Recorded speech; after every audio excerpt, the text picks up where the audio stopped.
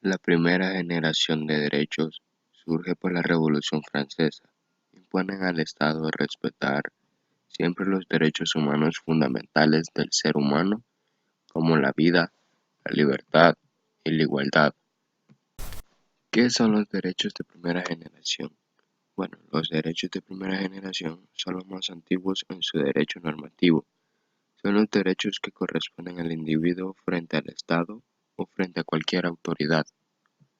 Las características de los derechos de primera generación es que imponen al Estado el deber de respetarlos siempre. Solo pueden ser limitados en el caso y bajo las condiciones prescritas en la Constitución en los artículos del 1 al 27. Y los derechos de primera generación implican respeto y no impedimento. Eso quiere decir que no se le pueden negar a nadie y siempre deben de respetarlos y nunca violarlos. Su titular en los estados civiles es que toda la persona en general, pero pasando a forma individual. Su titular en los derechos políticos es que todo ciudadano tiene derecho a ser parte de cualquier actividad política en el país. Su reclamo depende de cada individuo.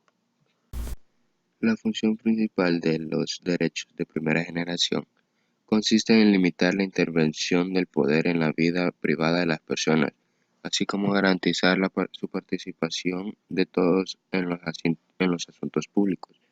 Los derechos civiles más importantes son el derecho a la vida, el derecho a la libertad ideológica y religiosa, el derecho a la libre expresión o el derecho a la propiedad.